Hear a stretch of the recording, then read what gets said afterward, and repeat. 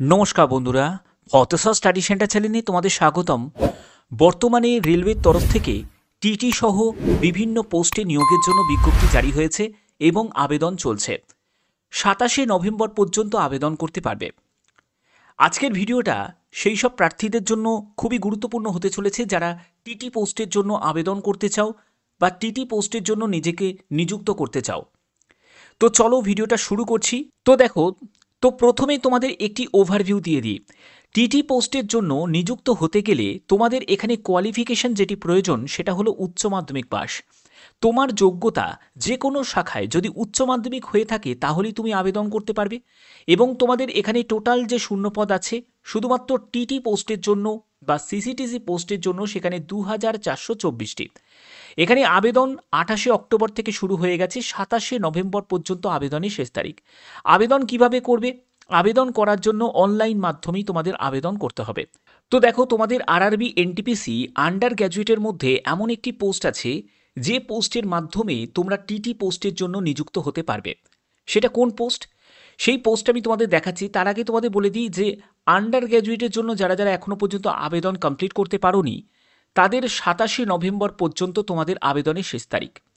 এর জন্য আমি স্টেপ বাই স্টেপ কীভাবে ফর্ম ফিল আপ করতে হবে সেটার জন্য ভিডিও তোমাদের অলরেডি দিয়ে দিয়েছি। তোমরা অবশ্যই দেখে নিবে, সেই ভিডিওটা চ্যানেলেই আছে। এবং তোমাদের বলতে চাই যে তোমরা কিভাবে টিটি পোস্টের জন্য নিযুক্ত হতে পারবে। টিটি পোস্টের জন্য তোমরা দেখতে পাবে যে এখানে দেখো তোমাদের অনেকগুলো পোস্ট আছে, যেমন হচ্ছে সিসিটিসি মানে commercial cum ticket clerk, accounts clerk, এগুলো তো চলে গেল হচ্ছে ক্লারিক্যাল লেভেলের পোস্ট। কিন্তু এর মধ্যে যে পোস্টটি সেটা হলো কমার্শিয়াল কাম টিকিট ক্লার্ক। এই পোস্টটা যদি তুমি প্রেফারেন্সে প্রথমের দিকে রাখতে পারো এবং এই পোস্টে যদি তুমি সিলেক্ট হতে পারো তাহলেই তুমি টিটি পোস্টের জন্য নিযুক্ত হতে পারবে। বোঝা গেল? তো যেটি হচ্ছে লেভেল 3 এর মানে অনুযায়ী তোমাদের বেতন থাকবে। ইনিশিয়াল পে হচ্ছে এই লেভেলে তোমাদের ইনিশিয়াল পে থাকবে B2 ক্যাটাগরি মেডিকেল স্ট্যান্ডার্ড, এবং 18 থেকে 30 বছরের মধ্যে তোমার বয়স হতে হবে 1/1/2026 হিসাবে।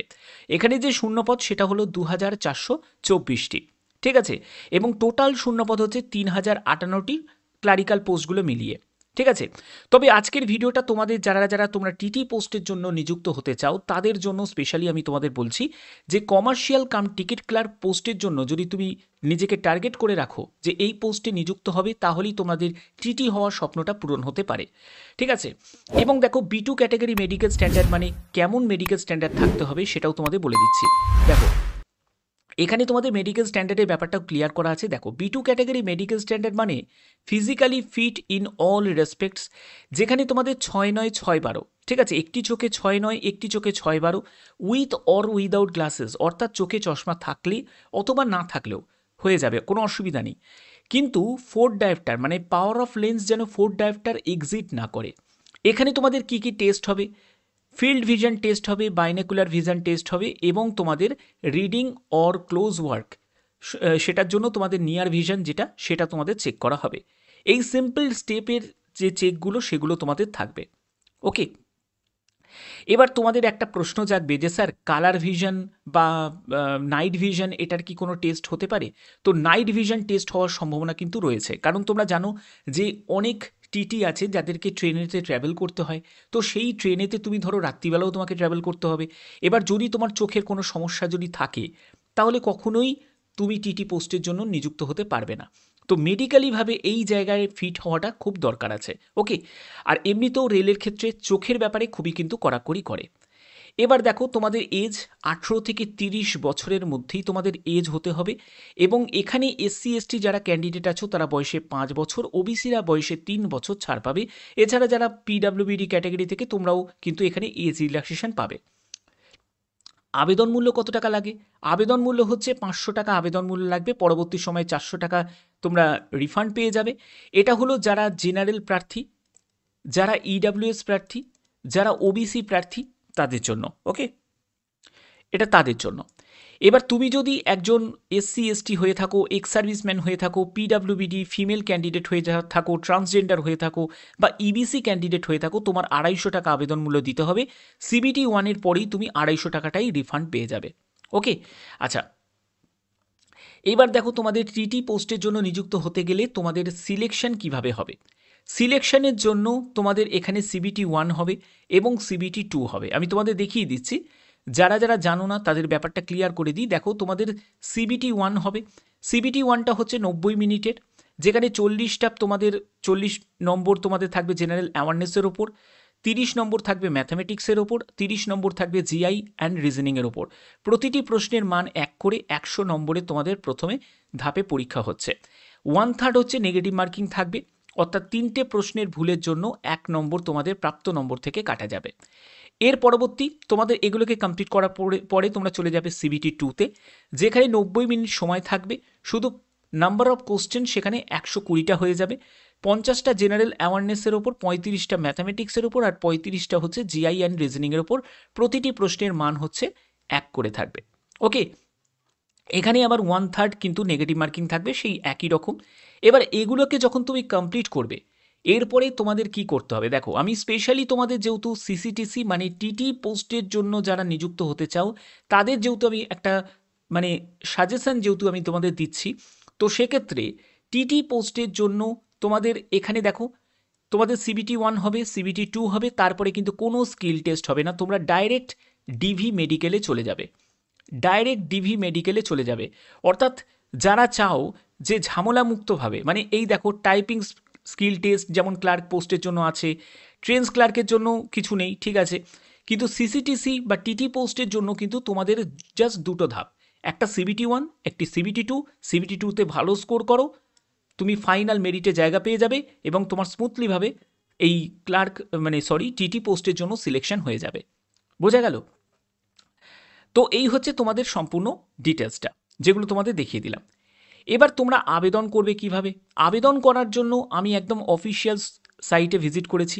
যারা যারা তোমরা আবেদন রিলেটেড ভিডিও এখনও দেখোনি, আমি কিন্তু অলরেডি চ্যানেলে দিয়ে দিয়েছি আন্ডার গ্র্যাজুয়েটের তোমাদের আবেদন কিভাবে হচ্ছে। তো কিভাবে স্টেপ বাই স্টেপ আবেদন করতে হবে তার জন্য ভিডিওটা প্লিজ একটু দেখে নিও, চ্যানেলেই আছে, তোমরা সেখান থেকে ভিজিট করলেই তোমরা দেখতে পাবে। এবার দেখো, তোমাদের আবেদন করার জন্য আমি তোমাদের প্রাথমিক স্টেপটা আমি তোমাদের বলে দিচ্ছি। তোমরা এখান থেকে স্ক্রল করে নিচের দিকে নামবে, তারপরেই তোমরা দেখতে পাবে যে আন্ডার গ্র্যাজুয়েট দেখো পোস্ট, এখানে 27শে নভেম্বর আবেদনের শেষ তারিখ। অ্যাপ্লাই অপশানে ক্লিক করবে। অ্যাপ্লাই অপশানে ক্লিক করলেই তোমরা দেখতে পাবে ডোন্ট হ্যাভ অ্যান অ্যাকাউন্ট, অর্থাৎ তোমার যদি অ্যাকাউন্ট ক্রিয়েট করা না থাকে তাহলে ক্রিয়েট অ্যান অ্যাকাউন্ট অপশানে ক্লিক করবে। আর যাদের অ্যাকাউন্ট ক্রিয়েট করা আছে তারা log in with RRB account ক্রিডেন্সিয়ালে গিয়ে ক্লিক করবে। এছাড়া যারা আধারের সঙ্গে লিঙ্ক করে নিয়েছো তাদের লগ ইন উইথ আধারে গিয়ে ক্লিক করবে। তো এখানে ক্রিয়েট অ্যান অ্যাকাউন্ট অপশানে আমি ক্লিক করছি। এখানে ক্রিয়েট অ্যান অ্যাকাউন্ট অপশানে ক্লিক করার পরে প্রথমে তোমার এখানে ন্যাশনালিটি অবশ্যই তোমাকে ইন্ডিয়া সিলেক্ট করে নিতে হবে, তারপরে তোমার ফুল নেম দিতে হবে, সেই ফুল নেমটাকে রিটাইপ করতে হবে। তোমার যদি নামের কোনো পরিবর্তন হয়ে থাকে তাহলে এর জন্য ইয়েস করবে, না হলে তুমি নো করে দেবে। এর পরবর্তী হচ্ছে ডেট অফ বার্থ দেবে, সেই ডেট অফ বার্থটাকে রিটাইপ করবে। তারপরে তোমার জেন্ডার, এখান থেকে তুমি জেন্ডার সিলেক্ট করে নেবে, তারপরে এখান থেকে আবার তুমি জেন্ডার সিলেক্ট করে নেবে, তারপরে তোমার ফাদার নেম দেবে, তারপরে সেই ফাদার নেমটাকে রিটাইপ করবে, মাদার নেম দেবে, মাদার নেমটাকে রিটাইপ করবে। এরপরে হচ্ছে তোমার এখানে মেল আইডি দেবে, তারপরে হচ্ছে মোবাইল নাম্বার দেবে, তারপরে হচ্ছে তোমাদের ইমেল ওটিপি, মোবাইল ওটিপি, এগুলো দিয়ে তোমাদের আবেদন করতে হবে। এরপরে হচ্ছে তোমার পাসওয়ার্ড, তোমার ক্যাপচা কোড, এগুলো সম্পূর্ণ দিয়ে প্রিভিউ অ্যান্ড ক্রিয়েট অ্যান অ্যাকাউন্টে ক্লিক করলেই তোমরা এখান থেকে অ্যাকাউন্ট ক্রিয়েট করতে পারবে। ঠিক আছে, এবার অ্যাকাউন্ট ক্রিয়েট করার পরবর্তী যে স্টেপটা সেটা কি?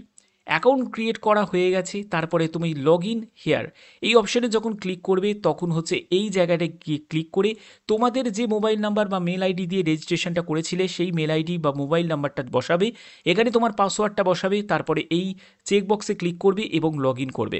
যদি কোনো কারণে তুমি যদি পাসওয়ার্ড ভুলে গিয়ে থাকো তাহলে ফরগট পাসওয়ার্ডে গেলে ক্লিক করবে, সেখানে তোমার রেজিস্টার্ড মোবাইল নাম্বারটা বা মেল আইডিটা দেবে, তোমার ডেট অফ বার্থ দেবে এবং এইখানে I am not a robot এই অপশানে গিয়ে ক্লিক করেই তোমাদের প্রসিড অপশানে ক্লিক করতে হবে, তুমি পাসওয়ার্ডটা জানতে পেরে যাবে। তো এই হচ্ছে তোমাদের সিম্পল স্টেপ। এটা নিয়ে যেহেতু তোমাদের পূর্ণাঙ্গ ভিডিও দেওয়া আছে তোমরা অবশ্যই সেই ভিডিওটা দেখে নিতে পারো। ঠিক আছে, তো এই হচ্ছে তোমাদের একটি গুরুত্বপূর্ণ আপডেট দিলাম। তোমরা অনেকেই বলো যে স্যার টিটি পোস্টের জন্য নিযুক্ত হতে গেলে কি করতে হবে, তো এর জন্য এই সিম্পল স্টেপগুলো তোমাদের ফলো করতে হবে। তো এর জন্য আবেদন চলছে। তো আশা করছি ভিডিওর মাধ্যমে যে আপডেটটা ছিল সেটাই তোমাদের কাছে প্রোভাইড করলাম। যদি ভিডিওটা ভালো লেগে থাকে অতি অবশ্যই ভিডিওটাতে একটি লাইক করবে, চ্যানেলটিকে সাবস্ক্রাইব করে বেল আইকনটাকে অল করে রাখবে। এখনের মতো এটুকুই, টাটা।